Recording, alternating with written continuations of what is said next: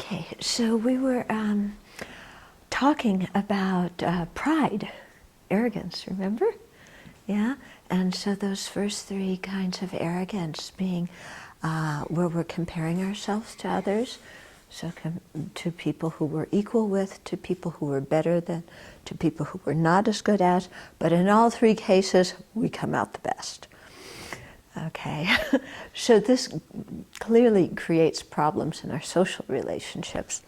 And it also creates problems in our own sense of well-being, because whenever we get into this thing of, ranking ourselves, then it becomes very difficult to always maintain that rank, doesn't it? If we put ourselves as best, then we have to continue to be best, no matter what, even when we make a lot of boo-boos. So it becomes quite stressful, to be arrogant, inside. Okay, then let's go on to talk about some of the other kinds of conceit. There's another one called the conceit of I am. And this one is very closely related to ignorance, because it's based on looking at the I, and I am, I exist, and just that conceit of here I am. You know that one? Yeah? No? But we can really see inside. There's just this conceit of there being an I to start with, and then of course that I is the center of the world, and every time we walk in anywhere, it's I am, therefore blah blah blah. Everybody else should do everything centered around me. But just the tightness of holding on to a, I am with conceit. Very, very uncomfortable. Then there's another type of arrogance where we are a little bit less than other people who are really good. Okay? So at least this is one way of looking at this one, where there's a group, there's all these there's a conference of all these top-notch, extraordinary people in my field. And even though I'm not as good as them, I was invited to the conference. Okay? Implying that, I'm a whole lot better than all those other guys who weren't invited. Yeah. So somehow making ourselves big by being associated with somebody who's big. So this you often find in Dharma centers. I'm a disciple of so-and-so and so-and-so who happens to be a reincarnation of so-and-so. So, I'm just a humble disciple, but I'm associated with this great master who is an incarnation of a great master.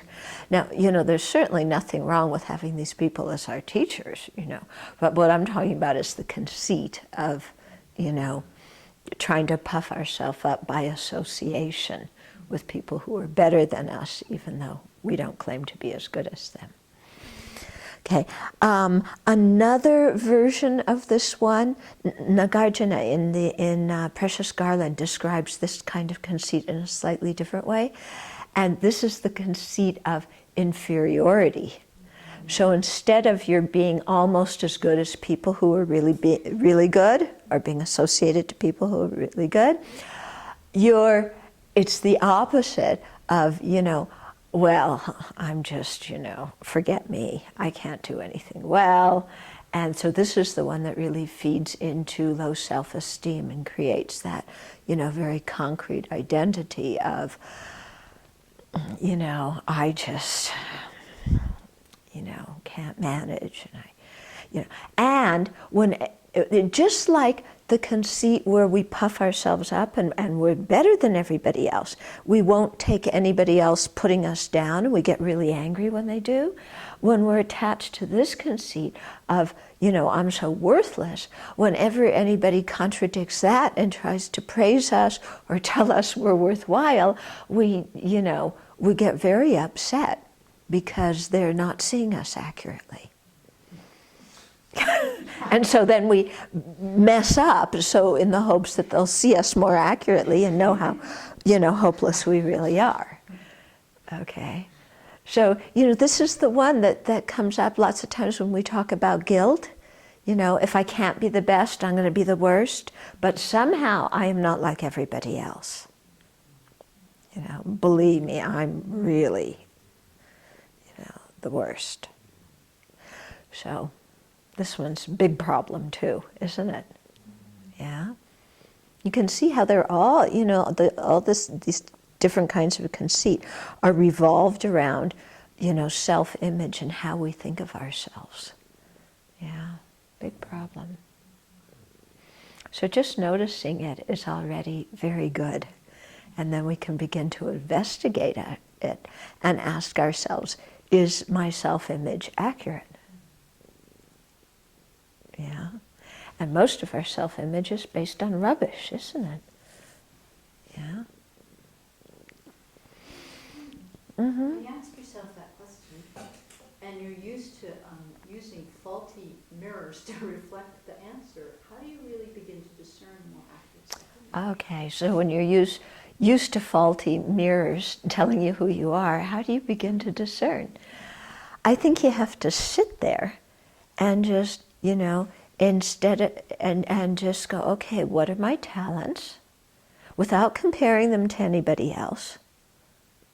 Yeah, but what talents and abilities do I have? You know, what are areas where I can use some improvement? That doesn't mean I'm worse than everybody else, but, you know, areas. So it comes out that even our talents and abilities, we can also use some improvement. And even the areas where we can use some improvement, we have some talent and ability. Okay? And so then we begin to see, hey, you know, we don't need to make these things so up and down like that.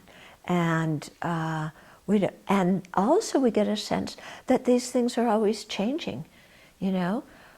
We may be good at something at one point in our life, not do it anymore and forget it, and then not, you know, be able to do it. Or we may not be good at something and then practice it well and become good at it later on. So all these things are just kind of transitory attributes. You know? And then the basic thing is that we should use them to benefit sentient beings. And so instead of considering them, you know, my good quality, thump, thump, thump, thump, you know, recognizing that, you know, whatever qualities we have came from the kindness of others who taught us and encouraged us, and therefore we should use these qualities and talents to repay the kindness of others, and, you know, by using them to benefit society and benefit others. Okay.